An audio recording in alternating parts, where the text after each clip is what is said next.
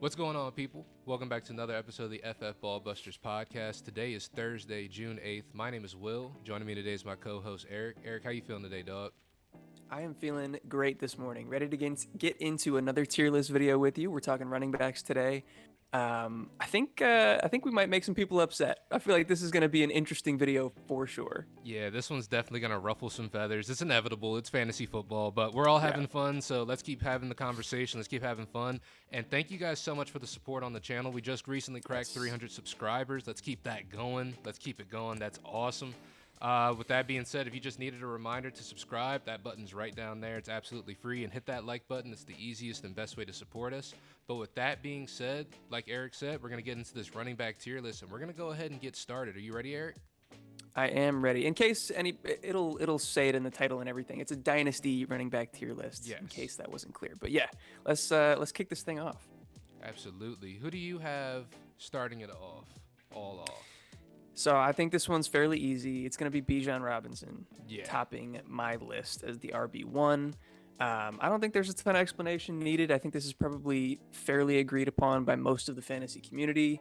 He gets drafted 8th overall to the Atlanta Falcons, the run heaviest team in football last year. Got Desmond Ridder as his quarterback, who does tend to check it down quite a bit. Even though he is fairly athletic, he doesn't have the running tendencies. So I could see him getting used plenty in the receiving game. He's got that profile to be fantastic in that area. He's obviously one of the most dynamic runners that we've seen come out of college football in half a decade, probably. And so, yeah, perfect situation, great draft capital, amazing profile. Easy as that, number one. Absolutely agree. Right behind him, I actually have, and I don't know if this is a hot take at all. I don't believe it is, but I've got Breece Hall right behind him. Yeah, not one bit. Yeah. I have him in the same place. I know a lot of people were concerned about the injury, the ACL, stuff like that. We actually had a pretty interesting discussion about this in one of our recent videos about what injury-prone means and what it doesn't mean. Breece Hall is not injury-prone. He's just a player who got injured. But all signs are indicating that he's going to come back pretty much darn near full strength almost this year. He's tracking pretty well so far. He's tracking way ahead of schedule. By week one, potentially, he could be back to full strength and ready to go. Yeah. So ACL injuries aren't what they used to be, but definitely we're going to keep an eye on the situation. But in terms of usage, in terms of team roles, he's up there. He definitely was getting the keys to the backfield away from Michael Carter towards the, especially when Breece Hall got injured. He was definitely the lead guy there for sure. I don't see that changing in any way. They brought in Israel Abanikanda, and that's just really more of an insurance policy. I see that as. So I do love Breece Hall here, and I have him right here in this S tier as well. Yeah, completely agree. And to get into more of what you were mentioning, like once he started to get the workload in the backfield, he played in 7 total games last year. In the 7th game, he tore his ACL. So in weeks 1 through 3, that was before he got the reins. They were still splitting with him and Michael Carter. He got 6, 7, and 8 carries respectively. Like I said, in week 7, he tore his ACL. But in that game, he still took 4 carries for 72 yards and a touchdown, which was ridiculous. Yeah, he's a But dog. if you just look at the sample size in between that, the 3 weeks where he was healthy and given all of the opportunity with 19, 20, and 22 total touches, he averaged over 20 fantasy points a game. Obviously, super small sample. I don't expect 20 fantasy points a game to continue for the entirety of the season, but that's easily RB1 numbers. So yeah, full agreement. He's my RB2. Awesome. And who do you have next in this tier? So I have Jonathan Taylor up here as well. Okay. We talked very quickly before we started the video. Do you have Jonathan Taylor in this tier, or is he below for you? I have Jonathan Taylor below, to be honest with you. Okay. Yeah. For me, this tier ended after Breece Hall and then got into the A tier for me. But I'm not mad at Jonathan Taylor, but I'm interested to hear what your rationale is, though. Yeah, so I do think, not necessarily you, but I think a lot of the fantasy community has kind of already forgotten how good Jonathan Taylor is. He finished as the RB6 his rookie year and the RB1 prior to last year. And then last year he played on one of the worst teams in football that we thought was openly tanking when they hired Jeff Saturday and continued to start Sam Ehlinger at quarterback. And then more importantly, he also played virtually the entire season with a sprained ankle that ended up requiring surgery this offseason. And even with all of that being said, he still finished as the RB18 in points per game. So like, not as bad of a season as I think people realize. Played through a lot more adversity than I think people realize. I think it's more so that like the redraft community drafted him as the number 1 overall pick, and they didn't get the return on the investment that they hoped. And so there's been a huge drop off in terms of like favoring Jonathan Taylor. But he heads into the season getting a much improved coaching staff. Shane Steichen comes in. I love that for the entire team, but especially the running game. They get Anthony Richardson. And now, like, I do think Richardson is going to cap a little bit of the touchdown upside and receiving upside of Jonathan Taylor, but I expect his efficiency to go through the roof, similar to like J. Dobbins and Lamar Jackson. It's going to be that, but Jonathan Taylor's way better and is going to get a lot more volume. Yeah, I could definitely see that range of outcomes. It's like you said, he has that ceiling. He's only 24 years old as well. He's not that old. He just turned 24 in January, I'm pretty sure. So he'll be 24 going into the season. Yep. So, yeah, Jonathan Taylor's still a young, productive running back. Just had a down year with injury. But hopefully he'll bounce back also to full strength, like you said, on a better team. So, yeah, that is exciting. Okay, so that's probably going to close out the S tier for us. And then, guys, we're going to revisit all of these tiers at the end just to make sure stuff shakes out the way it's supposed to. But I do agree with where we're at right now. I'm not mad at what this looks like at all. I was going to say, is there any disagreement, or would you push back on him being in that S tier? I'm not necessarily disagreeing with it because, like you said, he does have that ceiling. And even so, his floor is super high as well, just because of how talented he is. And he's only 24 years old. So I'm not mad at that at all. Okay. And looking at the start of the A tier, I've got Jamir Gibbs here. Absolutely. Yeah. I love it. So originally I had, Jonathan Taylor, then Jamir Gibbs. So I've got no issue with where we're at right now. Okay. But obviously Jamir Gibbs, he's 21 years old coming into the league.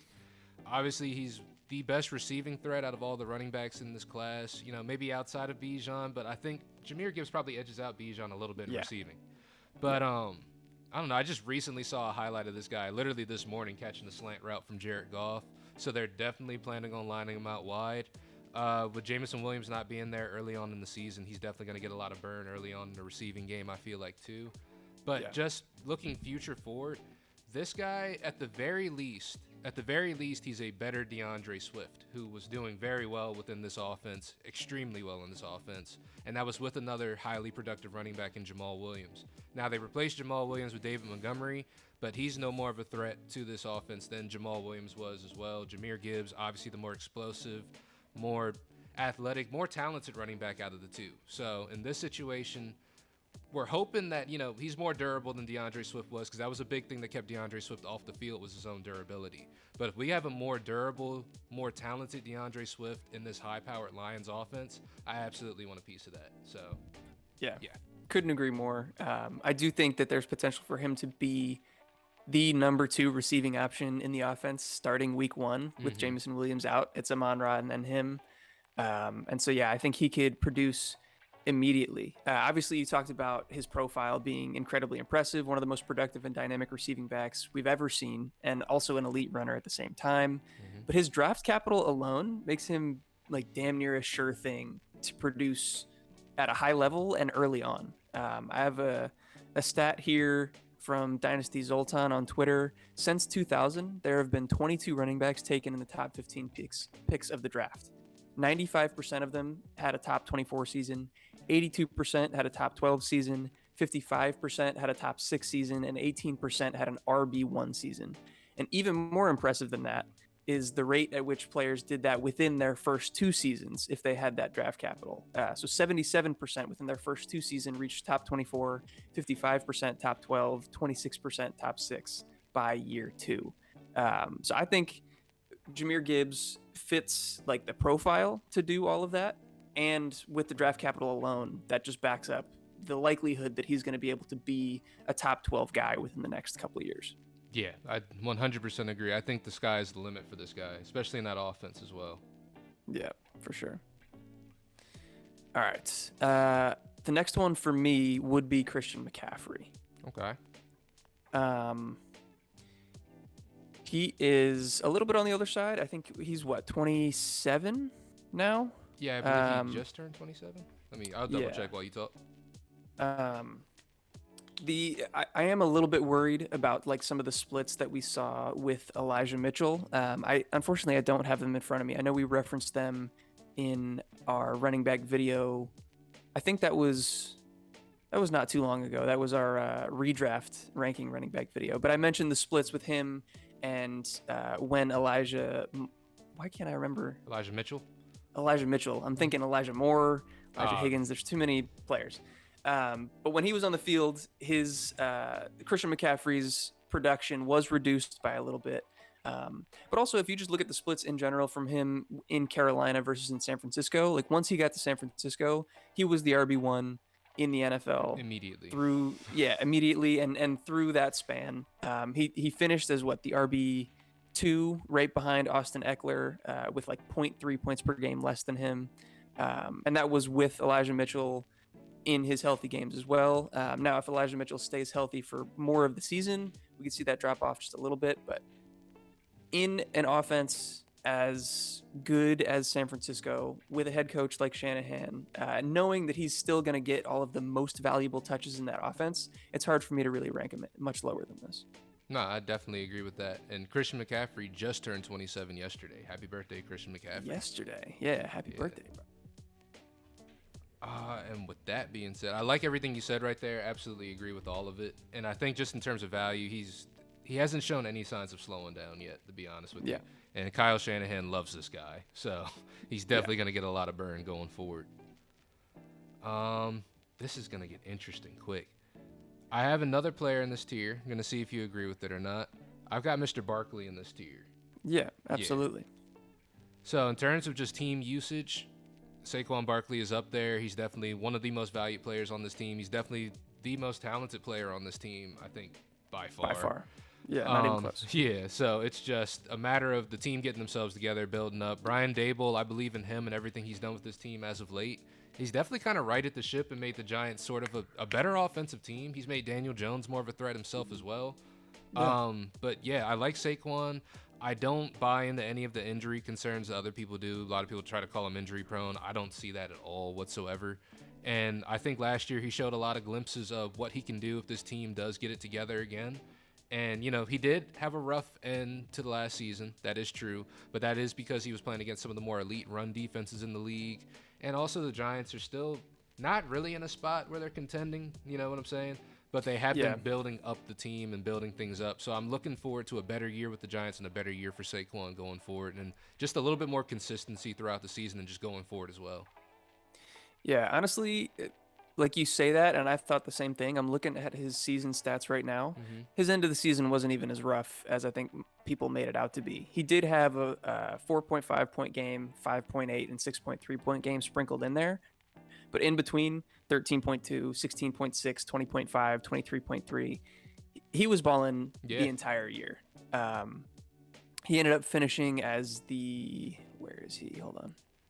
As the RB5 in points per game last year.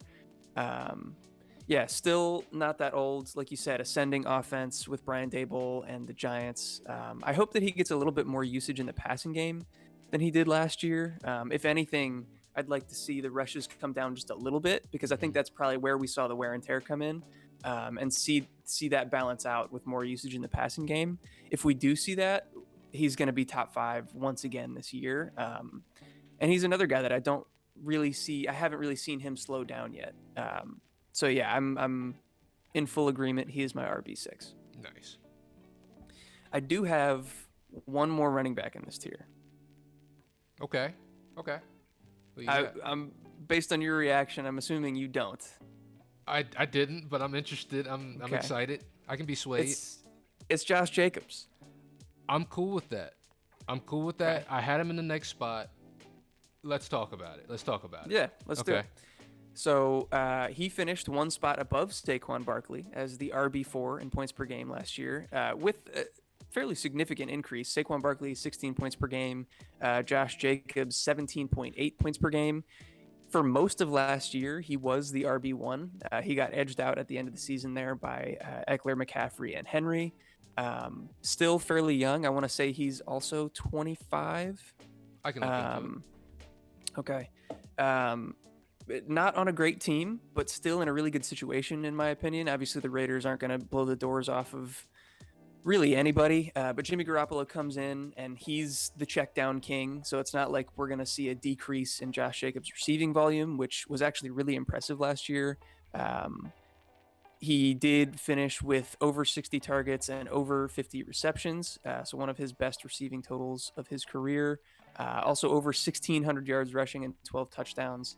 I just expect that we're going to see more of the same from him this year. And another very similar to what we talked about with Saquon Barkley, hasn't slowed down yet. I don't anticipate that cliff coming anytime soon. So I have a hard time putting him really below Saquon with what we saw from him out of last year. I agree. I agree with everything you said. Everything you said was correct. The only thing that made me move Josh Jacobs down even a little bit is just his long-term situation, because I have no idea what it's going to turn into. Now, you could say Saquon is in a similar situation because he's also under the franchise tag, but I also don't see too many situations where the Giants let him go. Whereas with the Raiders, we know them as an organization. It doesn't matter whether you're good or not. They will get rid of you. They will let you go. Sure. So do you think that if he goes somewhere else that his fantasy outlook is going to be significantly diminished? I think it's going to severely depend on where he lands at. Well, you know, so it's just that level of uncertainty. You know, I feel like that's kind of baked into putting him into the B tier, at least. Okay. But it's tough for me to make that. That's why I'm saying I'm cool with him being up here, because it's tough for me to make that the strict decision maker when Saquon is in the same boat, and I'm purely not moving him down just off of, you know, what I've got in my own head. You know what I mean? Right. So I do like Josh Jacobs up here in this A tier for that reason. Okay, and I wouldn't, because I'm not moving Saquon down. Yeah. I wouldn't be opposed necessarily to see where he ends up, but I think we can have him there for now. We can talk about the names that are going to be in B tier potentially with him and see how he compares. Okay. How's that sound? I like that. Yeah? I like that. Okay. So I guess I'm kicking off B tier, right? Yeah. Yep. To start off B tier, this is where I'm actually going to put Austin Ekeler at. I think this is far enough for him to fall. Obviously, I kind of look at Austin Ekeler as sort of an older Christian McCaffrey in terms of just like, you know, running back value. He's just literally a year older. He's in a high-octane offense as well, has a high-octane passing role in that offense. Production's through the roof. It's just a matter of when is this guy going to fall off at some point, because it is going to happen at some point. But I feel like that's baked into putting him into this B tier. But in terms of production, if you got a team that's trying to win now, this is a guy you want on your team, because as Eric said earlier, he finishes the RB1 last year in points per game. That's something a lot of people don't really think about because of the rough start he kind of had to last season. But he ended up really, really getting it together by the end. Yeah, and he was the RB2 the year prior, right behind Jonathan Taylor. So, yeah, it's been consistent production. Ever since Melvin Gordon held out. Yeah. Dumbass. Yeah. But, yeah, he's been killing it year in and year out. I have him currently on the list that I'm looking at as my RB11 at the bottom of this tier. Maybe that's too low, because you're right. He's Christian McCaffrey, but just a year older. Like, if we have Christian McCaffrey in the B tier, I don't know why he wouldn't be at the top, or at least near the top of this tier. So that makes a lot of sense to me. Just from a production standpoint, we've seen it year in and year out, like I said. And another guy who is built in that mold to last, where he's not getting a ton of carries. He's not running in between the tackles a ton. He's getting most of his work in the receiving game. So even being on the older side, he's a guy that I think could last a lot longer than your typical, in between the tackles bruising back. So yeah, I like that a lot. Nice. Perfect. So my next guy up here, this whole tier is really hard for me to put into like individual rankings. All these guys are in the same bubble, but I really don't know where they belong amongst each other. I feel very similarly about this. Besides Austin Ekeler, I feel like there's a lot of wiggle room. So the next guy that I have on the list is Travis Etienne, but again, we can kind of argue about where he belongs. Okay. So Etienne was one of the most explosive and efficient running backs in the NFL last year. If you look at yards per carry, yards per touch, breakaway run rate, yards per reception, yards created, he was top 10 in every single category. He was fantastic when he had the ball in his hands. Now, They do bring in Tank Bigsby. Also, Travis Etienne, on film, just looking at the way that he caught the football, he seemed to struggle a little bit. I hope that based on college production and what we saw out of him in Clemson, and also the connection with him and Trevor Lawrence, that'll improve. But I that's not any sort of guarantee. So I'm worried a little bit about that. And also, he wasn't that great at the goal line. And so I see him ceding a lot of that work to Tank Bigsby. So that concerns me a little bit. There's another guy on this list that I think the two of them are very, very comparable. I don't want to give it away yet, but how do you feel about Travis Etienne being in this tier? So I do have him in this tier as well, so I don't disagree with that. I had him a little bit further back, and that was strictly because of the goal line carries, like you said. Yeah. Now, touchdowns, we can't really predict touchdowns. They're one of the most unpredictable measurables in fantasy football, or just football in general in terms of statistics. Yeah. But 3 for 13 on the goal line in terms of goal line success, not great. That's not a guy that I want getting those goal line carries. So yeah. We've had this conversation before off camera about Tank Bigsby and Travis Etienne, and for a while we were convinced that Tank Bigsby was the bigger running back out of these two. And when we looked at their measurables, Tank Bigsby is technically lighter than him, but there's some theories that we have as to Tank Bigsby actually being bigger and him cutting weight so he could be faster, Travis Etienne adding weight so he could be more appealing in draft process. But again, that's just more speculation. But I still think they're similar enough in size that, we're going to just give this other guy the chance on the goal line and see what he's going to do with it. And I think it's going to be better than 3 for 13. And Tank Bigsby sneakily is a better receiver than people give him credit for as well, so he might eat into that a little bit too. Yeah. I don't see him being a complete zero in the receiving category, at least. No, I 100% agree with what you just said. I thought you were going to say sneakily a better receiver than Travis Etienne. No. But better than people expect. Absolutely. Yeah. Yes. I'm more than okay with dropping him a little bit further in this tier than I currently have him listed. So let's talk about some of the other names. Who you got in here? So the person I did have slightly in front of him was Ramondre Stevenson. Okay. Yeah. Yep. Just because I like his production. I love the profile. I love the fact that they didn't bring in anybody else of note. Sorry, James Robinson. But, I just don't really see anybody else eating into the workload that Ramondre Stevenson had, at least by a lot. I know, but like you said, they usually redshirt rookie running backs in the NFL of the Patriots. But so Pierre Strong, Kevin Harris, people like that should be stepping up this year. But I just don't see them stepping up to the level and being able to eat into Ramondre Stevenson's workload. Honestly, that's all I really got for that. I just see him having another big year, possibly not as big as last year in terms of receiving, but I still see a big year nonetheless and going forward. I like that a lot. He's the only guy in this tier for me that's like even remotely close to a bell cow or a real 3-down back. Ekeler, like obviously he gets a ton of usage, but he's not like the 2-down grinder. Travis Etienne is going to be more of the explosive kind of scat back. There's another guy in here that I think fits that mold, but Ramondre Stevenson has the build and has shown us that he can be a 3-down workhorse. He's still fairly young. I like that a lot. I also feel like that's a controversial statement that people might try to come at you for, saying that Austin Eckler's not a 3-down back. I do want to remind the people he's not, and 2, he doesn't want to be. He's said multiple times in his career he wants to bring in another running back. Part of the reason why he wanted to leave this year. So just keep that in mind. Not that he's not capable of it. Right. He very well he is capable of it. But last year, 204 carries. He's hovered right around 200 carries since he's become the guy.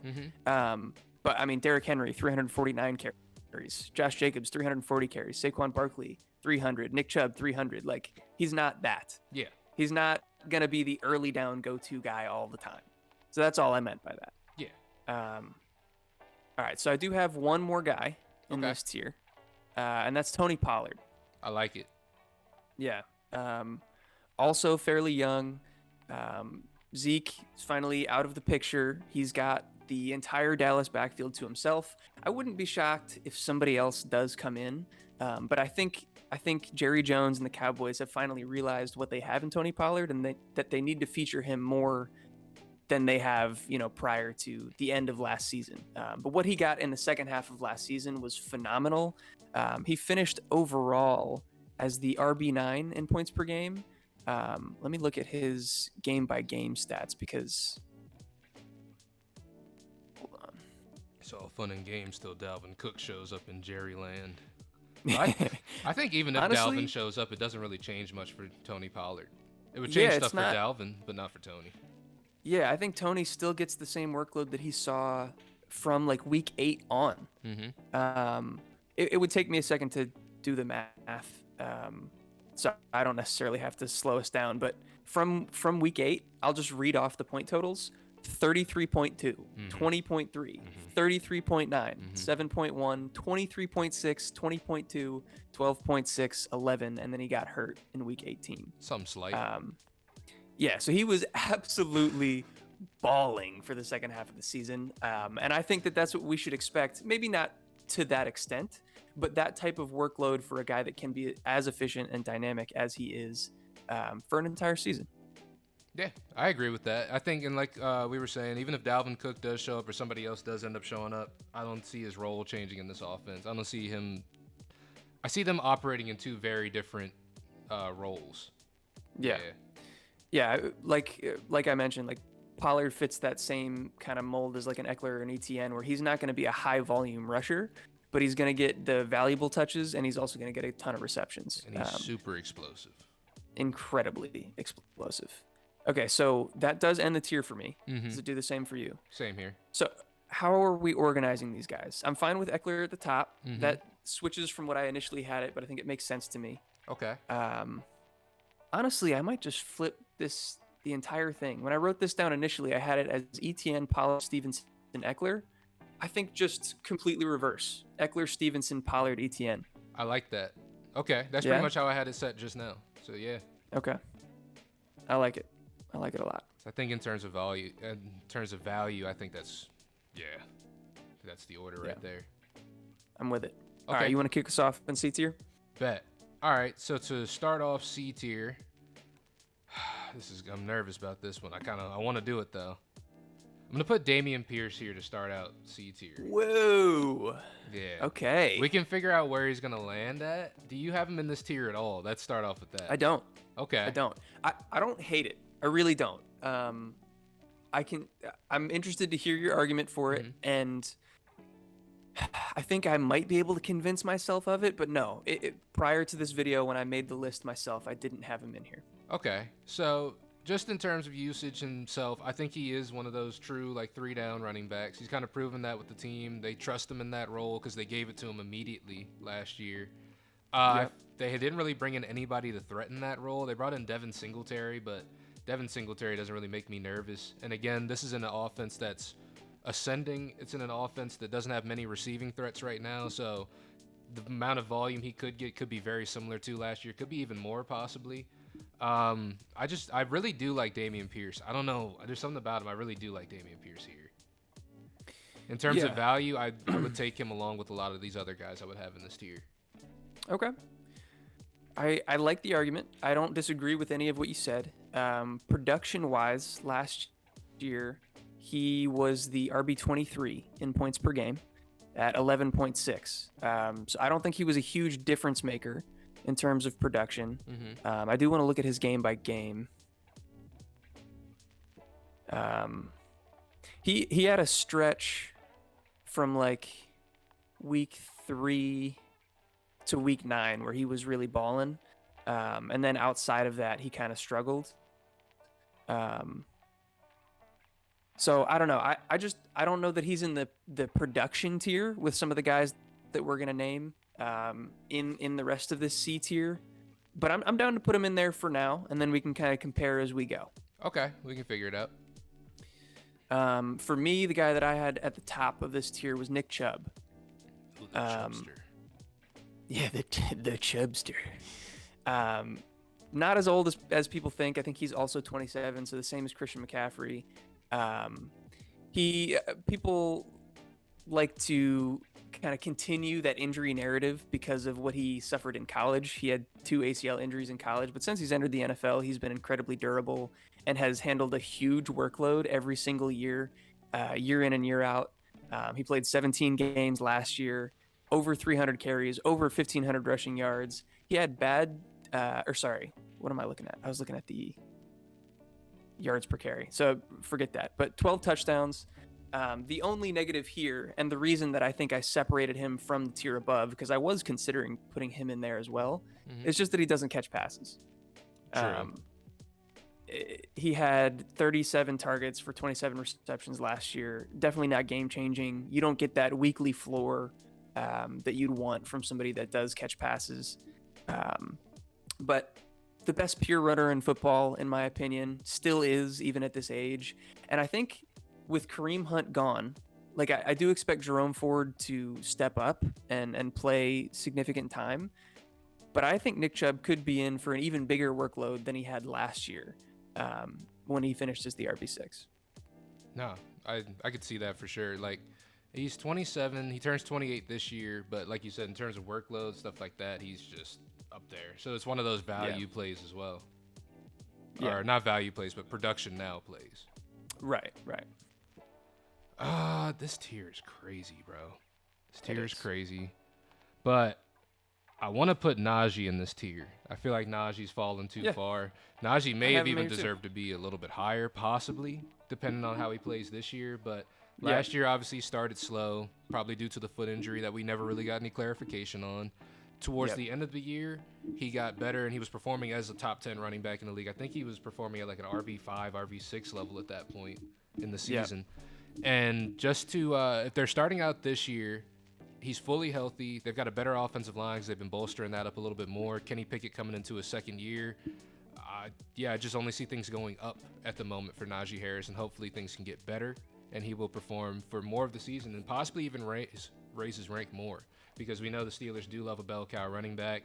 Obviously, Jaylen Warren's there, but Jaylen Warren didn't really eat that much into Naji's volume that last year, even with the injury. Yeah, it wasn't to any significant degree. He was making fairly stuff happen productive with his volume, though. Yeah, he was fairly efficient, more so than Naji was last year. But again, I'm not sure how much to attribute to Naji by himself and how much of it was injury related.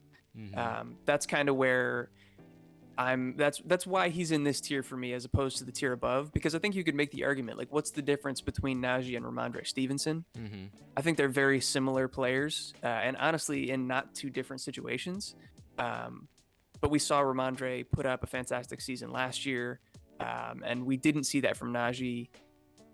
There's going to be plenty of people out there that are yelling at us because they're saying it's solely based on the injury and that's all. And maybe that's the truth. You acknowledged it. Maybe he'll jump up the next year, and I acknowledge that as well.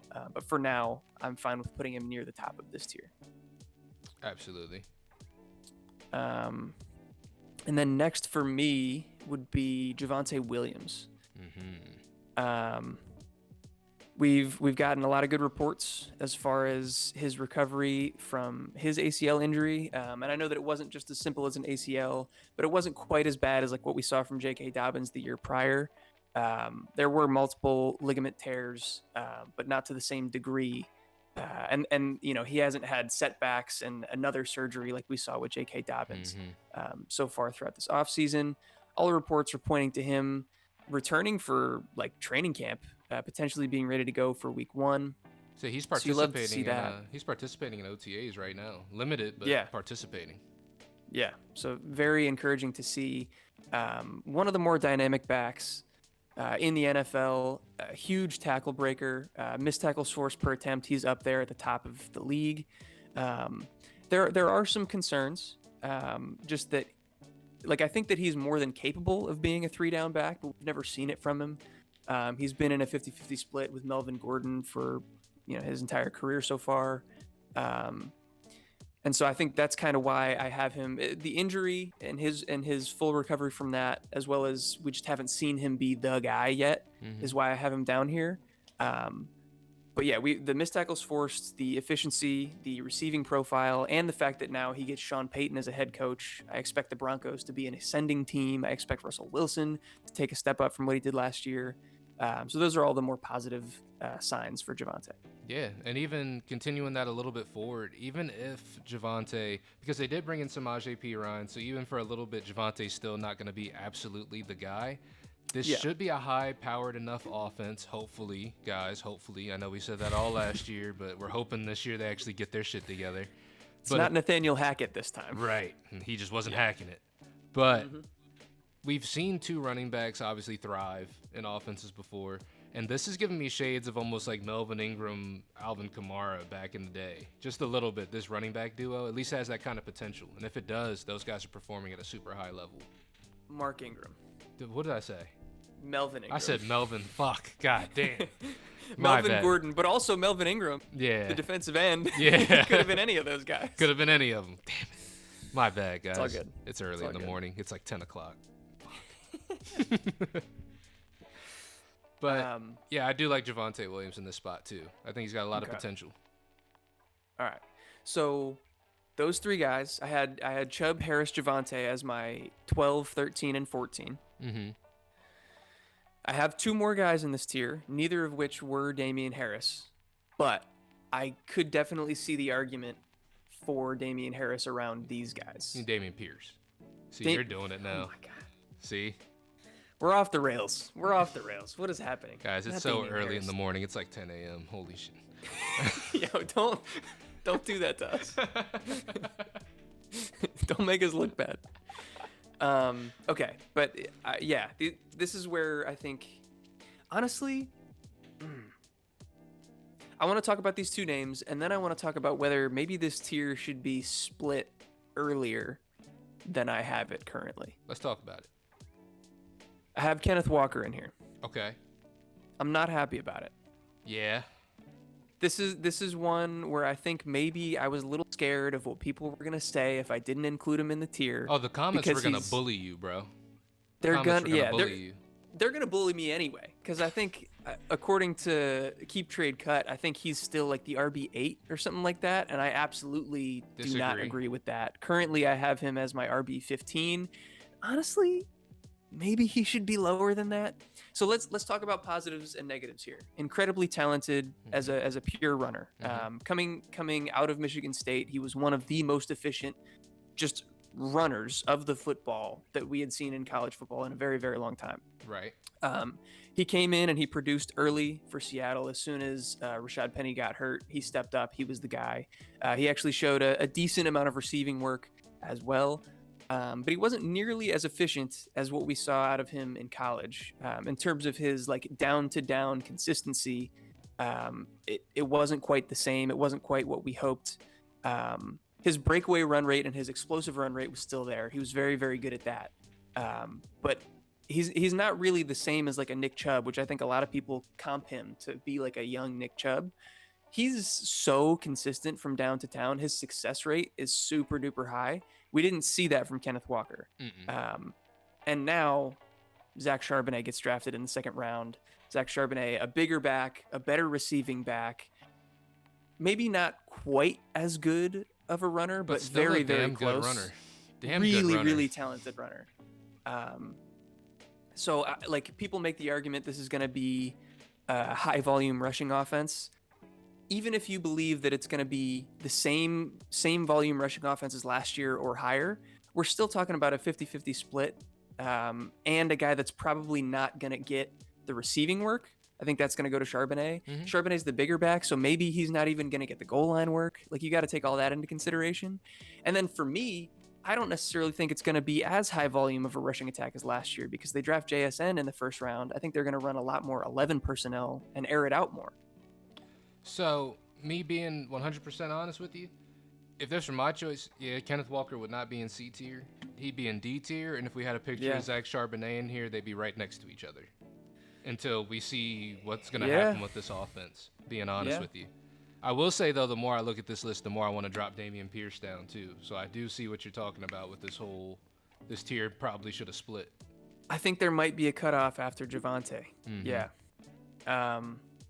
But yeah, so I had Kenneth Walker in there, but maybe that was just me being scared of the comments. But come at me, bro. Let's drop him down. I'm gonna tell you right now, I don't give a shit if any of you disagree with me. Disagree. Do it. Comment.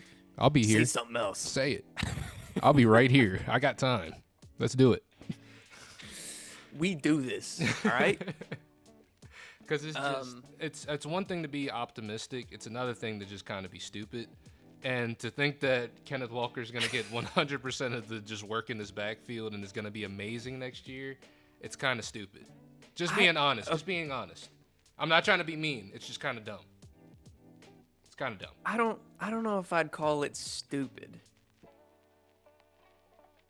Maybe a little misguided. It's kind of stupid. All right. It's willful ignorance, and I call that stupidity.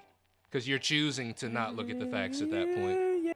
Yeah, that's fair enough. You know what I Bro, mean? people are going to be so heated. They're going to be so heated, but I love it. It is what it is, man. I'm telling the truth, at least how I see it. You know, I'm trying to be realistic with how I see it. And like Eric said, it's another guy, similar draft capital, better receiver, similar runner, maybe not as good. We can say it's a tip-off there.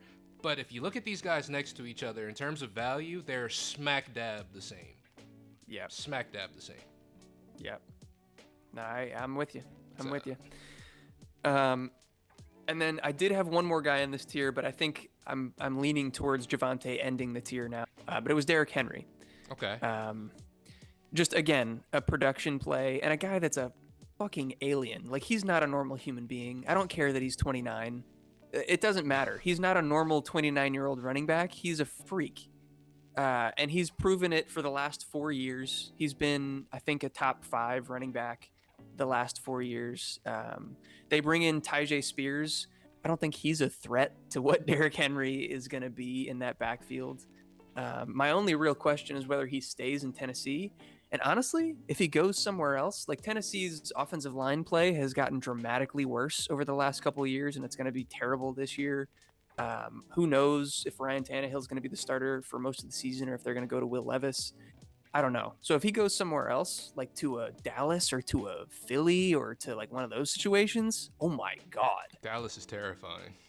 Like, he's going to eat. So I don't mind having a 29-year-old guy in my C tier, but I could also definitely see him being a D tier guy.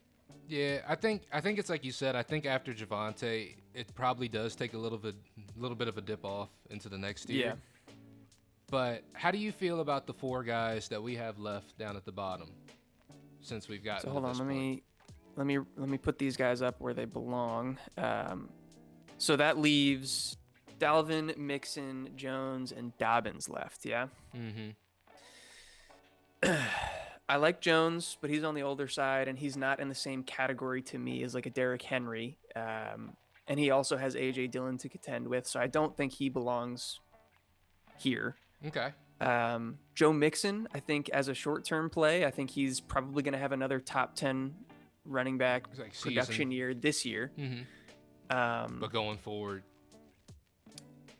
Yeah, I don't know that I'd have him in this category, but there's an argument to be made. Dalvin Cook, I'm really worried about, just with the shoulder, with the dip in efficiency and production last year, and just where he goes. I don't know the type of role that he's going to have. The only guy that I could see an argument for being put in the D tier is J.K. Dobbins. Yeah. And I think I like that, actually. I think I would put him there. So J.K. Dobbins D tier? Yeah. Okay. I like that too, because like you said, Aaron Jones, I think he'll have a good year, but I don't know what Green Bay is going to even look like. I feel like a lot of Aaron Jones's value came from one. He's a great runner. I'm not going to say he's not, but a lot of his value came from him in the passing game. And we have no idea what the Packers passing game is going to look like anymore now that Aaron Rodgers is gone. We've kind of had that so much stability. Now we don't know what to do with Green Bay. So kind of got to take the year to see. But yeah. So is there an argument for Mixon being in D tier? No. No? Okay. No, because his value all comes from him being on the Bengals. Yeah. We don't know if he's going to be on the Bengals after this year. It wasn't. We weren't even sure if he was going to be on the Bengals this year. We're still not sure if he's going to be on the Bengals this year. So I'm pretty sure at this point. But yeah, I see what you're saying. You know what I'm saying? So it's just Too much uncertainty, too old of a prospect. I wouldn't touch him for right now, just to see. Fair enough. So yeah, I think that will wrap us up. Hope you guys enjoyed. Honestly, I hope there's plenty of people out there just fuming, ready. They're typing in the comments. Come at us, bro. Let us know. We respond to everything, good or bad. Also, if you really want to get into it, join the Discord. There's a link below in the description. Join the Discord. Talk to us. Talk to the other people that are in the community. Because I know, honestly, the people in our Discord, even fans of us, are gonna have issues with some of these rankings. Oh yeah, they're gonna be people that disagree. So yeah, let us know what you guys think of our tier list in general, where you guys have Kenneth Walker, where you agree, where you disagree, all that good stuff. Also, check the links in the description below for our sponsors. We got a lot of good sponsors down there, whether it be Dynasty Owner for a really cool and kind of unique Dynasty experience. We got a promo code for 20% off if you join there. We are partnered with League Winners, so go check out our videos up on their site, as well as all of the other great content creators over there. We just had a recent addition to our Dynasty, or to our League Winners team. He just put out his first article about Jamir Gibbs, who we just talked about, so go check that out as well. Dynasty Drew, I believe. Yeah, that'll be linked down below. We'll make sure that link is down there. Yeah, that'll be down there as well. Underdog Fantasy, get your gamble on, get your best ball on, get your, kind of like better mock draft experience, because there's a little bit of money on the line, so people aren't just going to go all willy-nilly. It's going to be a real accurate draft experience. And then finally, Do Numbers. If you're looking for some cool merch, t-shirts, hoodies, all that good stuff, link in the description below for that. Also, another promo code for 15% off your order. So thank you very much to everybody for watching. Will, do you have anything before we get out of here? Nah, I think you hit everything just about on the head. Like we said before, if you guys got a comment, you guys disagree, anything like that, let us know down below. We will be checking them out. We'll be responding, all that. Yeah. So with that being said, thank you guys for watching. If you made it this far, we love you. And we'll catch you guys in the next one. Peace. Peace.